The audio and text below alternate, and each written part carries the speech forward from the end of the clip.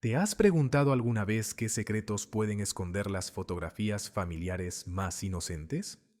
En 1892, en una modesta casa de Valladolid, España, una familia posó para el fotógrafo ambulante sin saber que esa imagen se convertiría en la evidencia de uno de los crímenes más silenciosos de la época. Si observas con detenimiento, verás a un hombre de mirada seria, dos mujeres que parecen hermanas y cinco niños ordenados como si fuera una familia perfecta. Pero lo que nadie sabía era que una de esas mujeres había envenenado a su propio hijastro, y el secreto que escondía esa lámpara de queroseno cambiaría para siempre el destino de todos. Quédate conmigo porque hoy vas a descubrir cada detalle de esta historia olvidada que vuelve a cobrar vida después de más de 130 años. Antes de empezar, suscríbete al canal, deja tu like y activa la campanita. Aquí contamos historias reales inspiradas en hechos históricos que merecen ser recordadas. Y si esta historia te toca el corazón, compártela con alguien que también necesite escuchar verdades que el tiempo casi logró enterrar. Esta fotografía fue descubierta en 2003 durante la demolición de una antigua casa en el barrio de San Andrés de Valladolid. Estaba escondida tras una viga de madera, junto a una carta nunca enviada que revelaría la verdad más terrible. En ella vemos a don Francisco Mendoza, de 45 años, viudo, propietario de una pequeña fábrica de harinas en las afueras de Valladolid. A su lado, dos mujeres, Esperanza Ruiz, de 28 años, su segunda esposa, y Carmen Mendoza, de 32 años, la viuda de su hermano fallecido, José Mendoza. Los cinco niños en la fotografía son Miguel, 13 años, Ana, 11 años, y Tomás, 9 años, hijos del primer matrimonio de Francisco, Isabel, 7 años, y Diego, 5 años, hijos de Carmen y José. Pero si observas cuidadosamente, hay algo extraño en la composición. La lámpara de queroseno colocada estratégicamente en el centro de la mesa no está ahí por casualidad. Es el objeto que revelaría el secreto más oscuro de esta familia. Octubre de 1890. La gripe había arrasado Castilla y León, llevándose consigo a miles de personas. Entre las víctimas estaban Soledad, la primera esposa de Francisco, y José Mendoza, su hermano menor. En menos de 2 semanas, Francisco se quedó viudo con 3 hijos pequeños, y Carmen perdió a su marido, quedando sola con 2 niños y sin medios para sobrevivir. La solución pareció obvia para toda la familia extendida.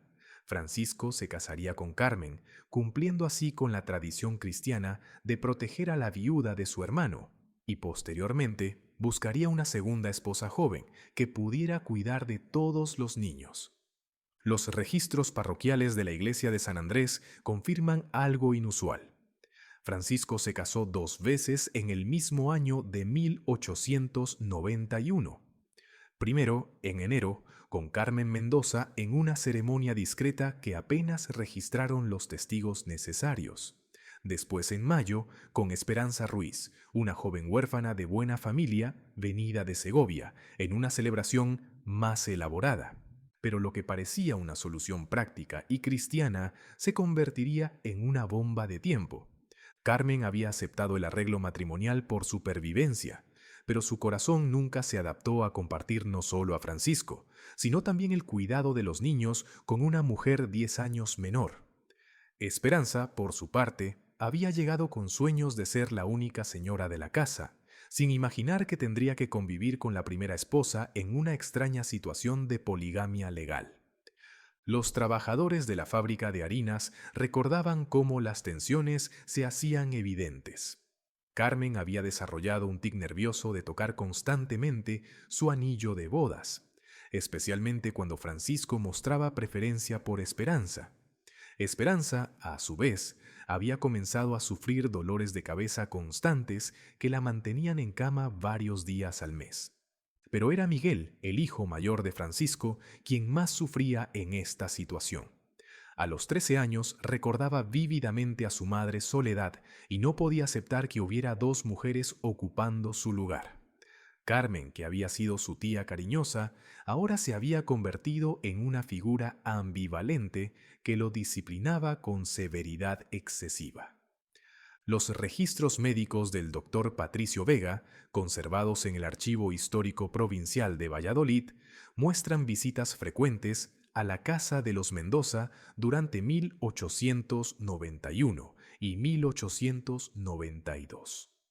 Dolencias extrañas, problemas digestivos en los niños, fiebres inexplicables que aparecían y desaparecían sin patrón aparente. La lámpara de queroseno que aparece en la fotografía no era un simple objeto decorativo. Era el arma del crimen más silencioso que se había cometido en esa casa. Carmen había descubierto que el queroseno, mezclado en pequeñas cantidades con ciertos alimentos, podía causar malestares digestivos que se confundían fácilmente con los cólicos infantiles tan comunes en la época.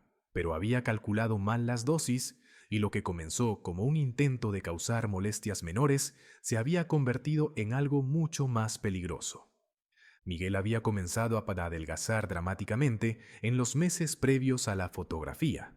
Sus hermanos Ana y Tomás también mostraban síntomas, pero en menor medida. Los hijos de Carmen, Isabel y Diego, permanecían saludables, alimentándose de las mismas comidas, pero preparadas separadamente por su madre. La cocinera de la casa, Jacinta Herrera, una mujer de 55 años que llevaba trabajando para la familia desde antes de la muerte de Soledad, comenzó a sospechar. Había notado cómo Carmen insistía en preparar personalmente ciertos platos para los hijos de Francisco, especialmente para Miguel. También había observado el extraño ritual nocturno. Carmen vaciaba un poco de queroseno de la lámpara principal y lo guardaba en un frasco pequeño que escondía en su baúl personal. El 14 de octubre de 1892, la noche anterior a la sesión fotográfica, Miguel sufrió la crisis más severa hasta el momento. Los vómitos fueron tan violentos que Francisco consideró llamar al médico, pero Carmen lo disuadió argumentando que solo era una indigestión y que el doctor Vega ya había diagnosticado problemas digestivos crónicos. Esperanza, que había estado observando silenciosamente los patrones extraños en la casa, tomó una decisión esa noche. Mientras todos dormían, registró discretamente el baúl de Carmen y encontró el frasco con queroseno y una libreta donde Carmen había estado anotando las dosis medicinales que administraba. Las anotaciones eran escalofriantes. Miguel, 3 gotas en el caldo; Ana, 1 gota en la leche; Tomás, 2 gotas en la miel. Y la más terrible de todas, M necesita dosis más fuerte. No mejora como esperaba. Esperanza entendió que Carmen no estaba tratando de curar a los niños, sino envenenándolos lentamente. Pero la revelación más horrible estaba por venir. En la última página de la libreta, Carmen había escrito: «Cuando Miguel no esté, Francisco me apreciará más. Los otros dos se irán debilitando gradualmente. Mis hijos heredarán todo». 15 de octubre de 1892. El fotógrafo ambulante Aurelio Sánchez llegó a la casa de los Mendoza por recomendación del párroco, quien había sugerido que era momento de hacer un retrato familiar que mostrara la unidad de la nueva familia. Francisco había accedido, esperando que la fotografía ayudara a consolidar la imagen de armonía que tanto necesitaban proyectar ante la comunidad de Valladolid.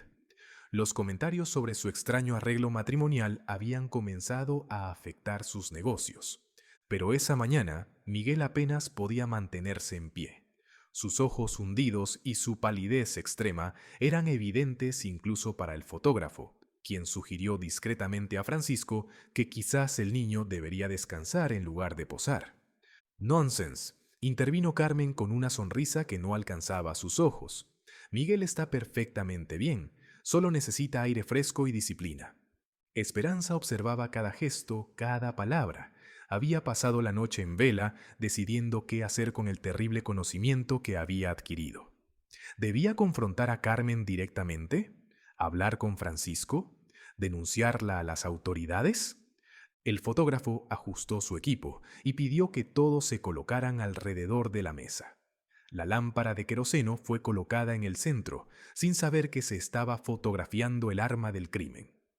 En el momento exacto en que el flash iluminó la habitación, Esperanza tomó una decisión que cambiaría todo. Mientras el fotógrafo preparaba la segunda toma, se acercó a Carmen y susurró: «Sé lo que has estado haciendo con el queroseno. Esta noche hablamos, o mañana hablo con Francisco». Carmen se quedó helada. Su sonrisa se desvaneció por un segundo, pero recuperó la compostura cuando el fotógrafo anunció que estaba listo para la segunda exposición. Esa noche, después de que los niños se fueran a dormir, Esperanza y Carmen se encontraron en la cocina. La conversación, según el testimonio que Esperanza escribiría años después, fue devastadora. Carmen no negó nada. En cambio, reveló la profundidad de su desesperación. ¿Crees que quería esto? ¿Crees que quería compartir a mi marido contigo? José era mi vida. Y cuando murió, Francisco me ofreció matrimonio por lástima, no por amor. Después te trajo a ti, joven y bonita, y yo me convertí en una sombra en mi propia casa. Pero los niños, Carmen, son inocentes, respondió Esperanza. Los niños me recuerdan constantemente que soy la segunda opción. Miguel especialmente me odia, me mira como si fuera una usurpadora. Al menos, mis hijos me aman incondicionalmente. Esperanza se dio cuenta de que Carmen no estaba simplemente celosa o resentida, estaba mentalmente enferma, consumida por años de dolor mal procesado y una situación familiar insostenible. No puedo permitir que continúes envenenando a esos niños, dijo Esperanza. Paras ahora mismo, Francisco se enterará de todo. Carmen la miró con ojos que ya no mostraban culpa, sino determinación fría. ¿Y destruir esta familia? ¿Dejar que todos en Valladolid sepan que Francisco se casó con una asesina? ¿Condenar a mis propios hijos a vivir con la vergüenza para siempre? La madrugada del 16 de octubre, Carmen Mendoza desapareció de la casa, llevándose únicamente a sus 2 hijos pequeños y algunas pertenencias básicas. Dejó una carta para Francisco que nunca fue encontrada, pero se cree que contenía una confesión parcial de sus actos. Los registros del Registro Civil de Valladolid no muestran ninguna denuncia oficial por desaparición, lo que sugiere que Francisco decidió manejar el asunto discretamente. Los rumores en el barrio hablaban de que Carmen había regresado con familiares lejanos en Extremadura, pero nunca se confirmó su paradero. Miguel comenzó a recuperarse gradualmente en las semanas siguientes. La historia de los Mendoza nos recuerda que las fotografías familiares pueden esconder realidades mucho más complejas de las que muestran sus superficies serenas. Lo que parecía una familia unida después de una tragedia era en realidad un hogar donde los celos, la desesperación y la enfermedad mental habían llevado a una mujer a cometer actos impensables. Pero también es una historia sobre el valor silencioso de quienes se atreven a actuar cuando descubren la verdad, aunque el precio sea alto. Esperanza salvó la vida de Miguel y sus hermanos, pero cargó durante 50 años el peso de un secreto que protegía tanto a los inocentes como a los culpables. La lámpara de queroseno que aparece en el centro de la fotografía ahora se exhibe en el Museo de Historia de Valladolid, con una placa que simplemente dice objetos cotidianos, historias extraordinarias. Los visitantes pasan junto a ellas sin imaginar que fue el arma de un crimen que casi cambia el curso de una familia entera. A veces los finales más poderosos no son los que nos dan todas las respuestas, sino los que nos muestran cómo las decisiones silenciosas pueden salvar vidas, y cómo el amor verdadero a veces requiere guardar secretos que protegen a quienes más amamos. La historia de la familia Mendoza nos enseña que incluso en los sistemas familiares más complejos, la dignidad, el valor y la compasión pueden triunfar sobre la desesperación y el odio, y que a veces una simple fotografía puede ser el testimonio de momentos históricos que cambiaron vidas para siempre. ¿Qué habrías hecho tú en el lugar de Esperanza al descubrir la terrible verdad? ¿Crees que guardar el secreto fue la decisión correcta? ¿Puede el amor de una madrastra justificar proteger la memoria de una mujer que intentó matar a su hijastro? Si esta historia te conmovió, te invito a suscribirte al canal, dejar tu like y activar la campanita para no perderte nuestras próximas historias reales. Comparte este video con alguien que necesite recordar.